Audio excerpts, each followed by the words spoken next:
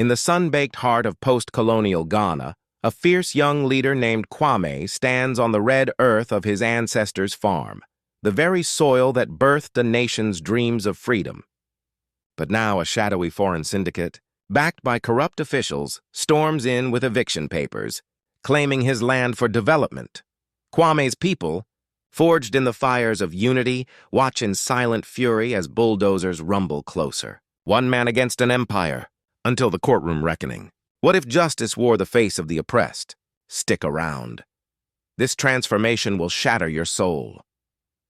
Kwame had always been the heartbeat of his village, a quiet force woven into the fabric of the land like the baobab trees that shaded their gatherings. At 32, he was no stranger to the weight of legacy. Born in the shadow of Ghana's independence, when his father, a foot soldier in Nkrumah's revolution, traded his rifle for a hoe, vowing to till the soil that freedom had promised. Kwame carried that fire not as a politician's blaze, but as a steady glow, leading youth circles under starlit skies, teaching boys and girls to read maps of their own history, and rallying farmers to share seeds in times of drought.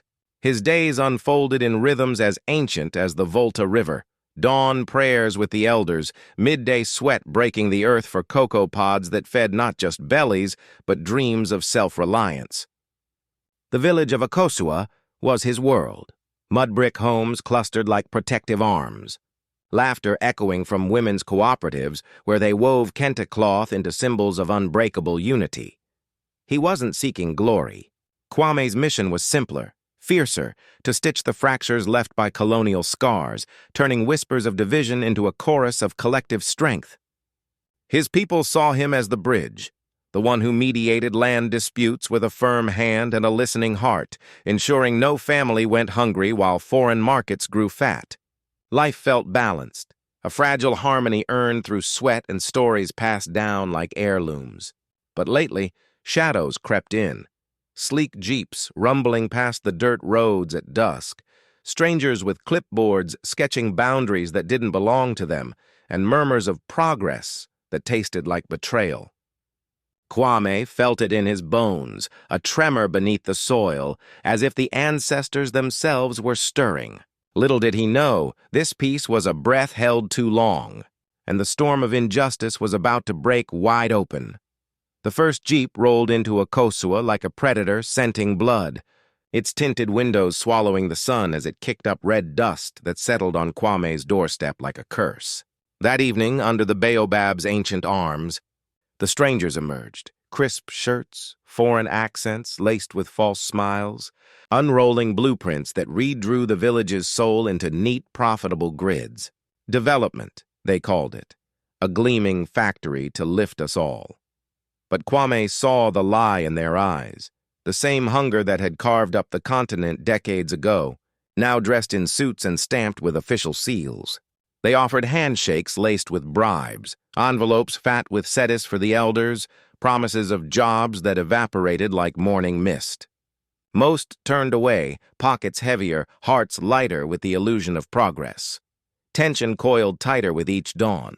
Fines arrived like venomous arrows, first for encroaching boundaries, then for obstructing access, each one a noose tightening around the village's neck. Kwame's cocoa farm, the lifeblood that fed 30 families, was the first marked, surveyors with theodolites slicing through his rows like surgeons dissecting a still-beating heart.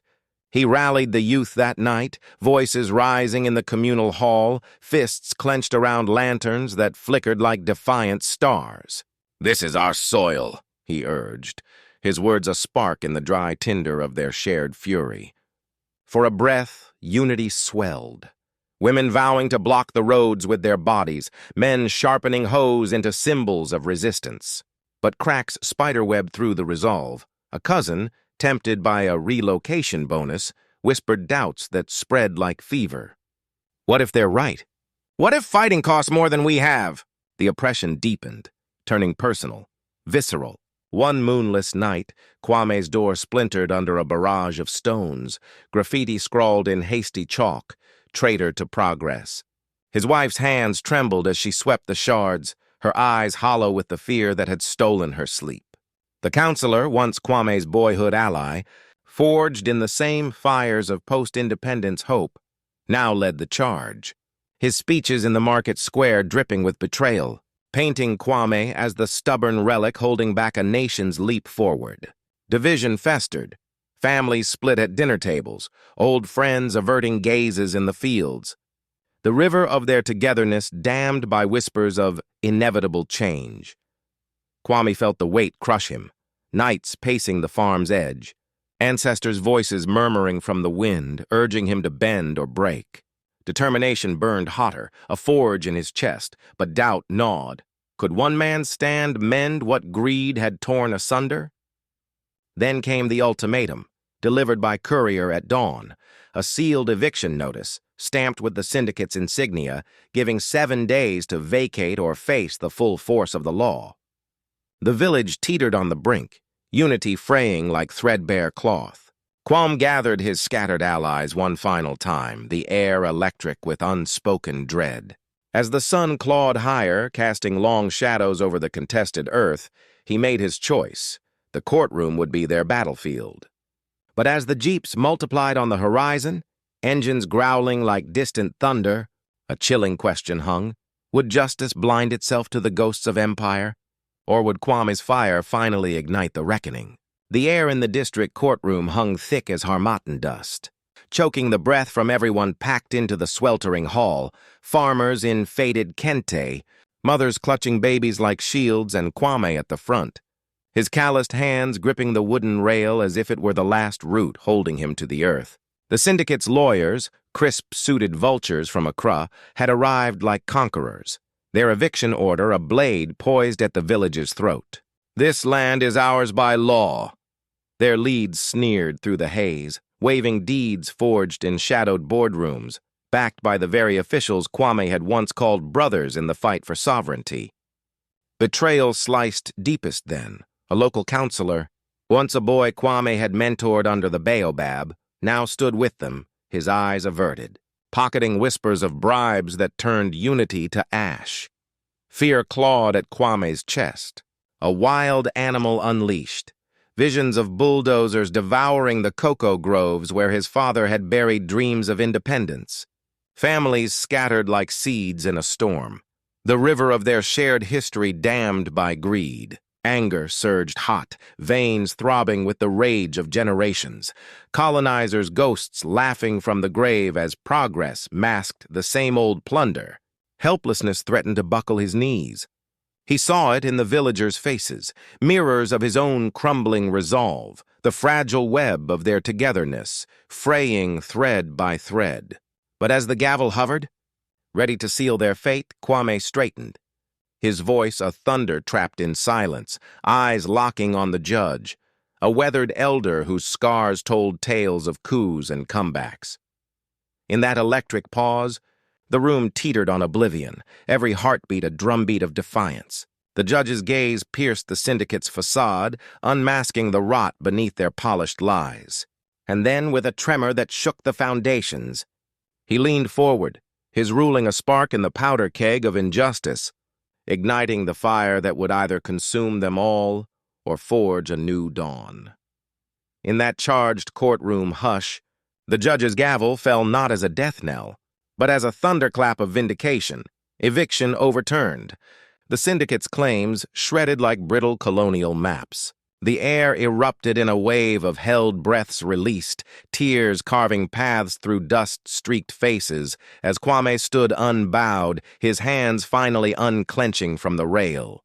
The corrupt counselor slunk away, his bribes exposed in the harsh light of truth, while the strangers' jeeps peeled out in defeat, their progress reduced to echoes on the horizon.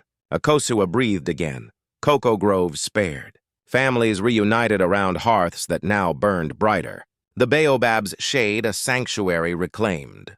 For Kwame, the victory was a quiet rebirth. Scars of doubt etched deeper, but his spirit forged unbreakable, a testament to the ancestors who whispered through the verdict. The village, once frayed, wove tighter. Cooperatives bloomed into cooperatives of resistance, youth circles expanding to neighboring hamlets, sharing not just seeds, but stories of standing firm. What began as one man's stand rippled outward, igniting a regional alliance against land grabs, a mosaic of voices demanding sovereignty over soil soaked in their sweat and songs. It echoed the giants before, Nkrumah's vision of Pan-African unity, Sankara's unyielding fight against exploitation, reminding a continent that true development rises from the people, not imposed from afar. This wasn't just a win for Akosua. It was a spark in the tinder of Africa's ongoing revolution, against the ghosts of empire repackaged as investment, against leaders who trade heritage for handshakes. Kwame's fire proved that leadership isn't a throne, but a flame passed hand to hand, illuminating the path to collective dawn. So I ask you, in your corner of the world, what soil are you ready to defend? What unity will you ignite? Share your story below. Let's turn whispers into wildfires. Africa's transformation starts with us. Subscribe, share this tale, and join the chorus. The ancestors are listening.